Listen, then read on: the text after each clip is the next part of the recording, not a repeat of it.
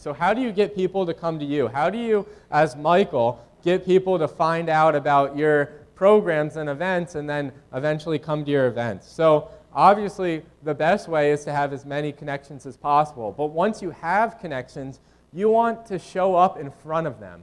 So just like when you're on Facebook, you might have friends or family that post pictures, and you see those pictures on your feed, and then you're like, oh, great, I want to check out those pictures and see what the last Cancun trip looked like, and the one that you didn't get a chance to go on. So essentially, LinkedIn is the same kind of thing, except in a business setting. So when people go to conferences, when people write articles, and when people have certain types of things that they do in business, they can go and write about those. So essentially, there's 3 types of interactions with LinkedIn that allow you to show up on all of your connections' feed or their homepage. The 3 things are, first, you can like. So just like Facebook, you can find other content that people have posted. You can click the little thumbs up button, and it allows you to like it. So people will see that you are interested in it. And this is a basic level. Like, it doesn't really do that much for you, but it just allows you to show up on a few more people's feeds. So just think of it as like your online billboard. If you're doing like a few likes once a week, 5 or 10 people might be seeing you once a week. It's not going to do a lot, but it's going to get you out there.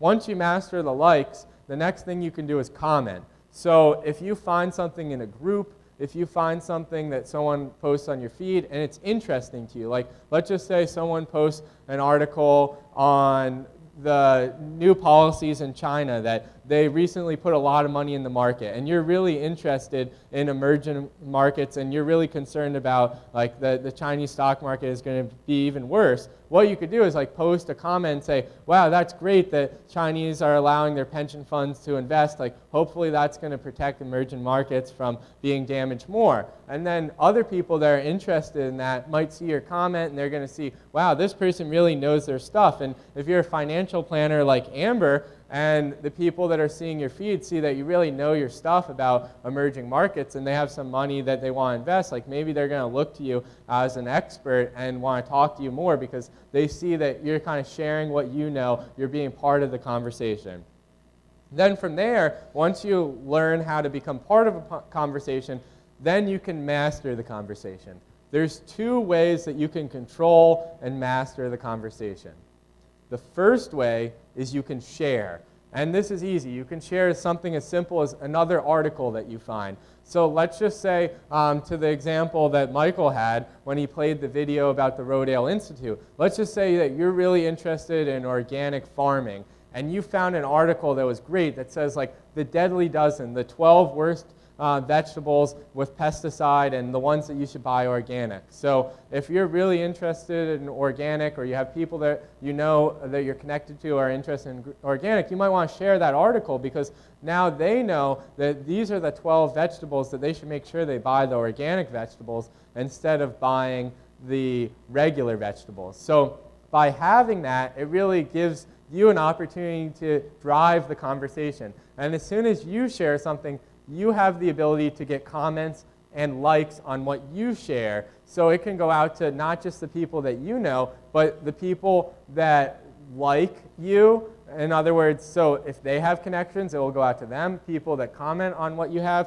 that goes out to them. So if I was Michael in the situation where his computer wasn't working, I might go on LinkedIn and I might post something, whether it's an article or just my own post, that says like Windows 10 is very difficult to use if you're upgrading from an old computer, right? So anyone that's going through that might comment and like it and say, yeah, I agree, or this is very difficult. And then the people from Microsoft might be watching that because they actually have like very advanced third-party tools that big companies use that monitor social media, so they can see that and see, wow, someone's posting about Windows 10, and then that might attract someone to improve the software or to reach out to you directly. So that's a good way to drive the conversation. And then if you want to get a mass following, what you can do is post, which is where you write an article. LinkedIn has its own blogging component called LinkedIn Pulse. And anyone can get the app of the LinkedIn Pulse, and it has different categories from the economy to leadership to different industries like technology. And within those, they share, LinkedIn promotes for you articles that you post on certain subjects. So I wrote an article while I was doing a podcast for consultants about why podcasting is important. And what was crazy is within a few days, I had 100 people that I didn't even know that read the article and commented on it and liked it. So it allowed me to be known as someone who knows something about podcasting. So posting is great because it goes beyond just people that you know or people that comment and like you to people that LinkedIn believes are interested in a certain topic and post on it. So interacting on LinkedIn can seem like in the beginning it's just time consuming, it's just a waste of time. But if you're going to be wasting your time on Facebook anyways, you might as well do it on LinkedIn where the people that you know will find out about you and it might promote your business. So just something to think about. There's a couple advanced tips that I want to tell you about that. First is a powerful way to interact in terms of likes, comments, and shares is not to just do it on your feed because that's easy, but to find groups that your customers are in, join those groups, and like, comment, on share on people that you want to connect with. So for example, for the business plan competition I'm working on, if I wanted to find people to enter into the competition, I might go into a group for startups, and then I might like, comment, and share on people that are commenting or talking about another business plan competition. So then they see that I'm someone that knows about business plan competitions. And then I might post into the group and says, hey, by the way, for those of you looking for another business plan competition, here's one that I'm running, and it would be great for you guys to learn more about it or check it out. So that way you're targeting people that are in a very specific area. The other thing is when you post, a lot of times posting could be very frustrating because when you start, you're not going to get a lot of traction. So one thing you can do, and a lot of the people I know that post often on LinkedIn, is you don't just post once, but you want to try and make it a regular habit. So maybe every Thursday, you're going to have Special Tips Thursday, where you're going to have special tips related to your business. And you're going to post those special tips on LinkedIn. So people can be accustomed to every Thursday, they know to look for your post. And then every time you post, you have an increasing chance that LinkedIn is going to promote your post. So you just hopefully can hit the lottery that LinkedIn is going to promote it for you. But as you kind of build up a little bit of a following, people are more likely to read what you do. And then the last part, which we didn't spend a lot of time on in the kind of call out area, is once you click on someone that has shared something, like you click on Brian, you can send them a direct message. So if you're connected with them as a first connection, you can send them a message. It works just like an email.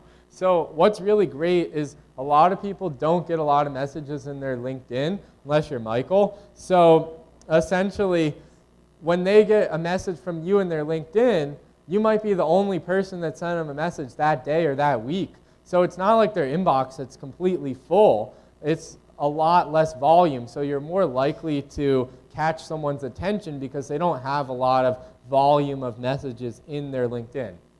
The other thing is if you're not a first connection with them, LinkedIn has an upgrade called InMail, which you can buy individually or you can buy through an upgrade to a premium account. So if they're not a first connection, you can send them a message through InMail. It won't say, like right here it says send a message. It will say send an InMail if they're a second, third, or not connected. And the InMail will charge you money. Basically, I think the premium account gives you anywhere between 5 and 15 messages a month that they add up, kind of like the AT&T rollover minutes. So over time, you can get them to add up, but they cap it at a certain point, so just make sure you use them if you're going to upgrade. And it can get expensive. I think it's between $1 and $5 for each message that you send. Make your messages count. So you might want to test the messages that you're sending to your email list before you send it on LinkedIn, so you can make sure that there's a high conversion rate. Because if you're going to be spending anywhere from $1 to $5 a message, you want to make sure that there's a very high likelihood that that converts. So that's one technique that you can use. Another thing is LinkedIn recently changed their policies. They used to be like if you pretty much get charged every time, but sometimes LinkedIn gives you leeway. So if the person responds and engages, it's less expensive for you, and it doesn't always use up all your LinkedIn mail.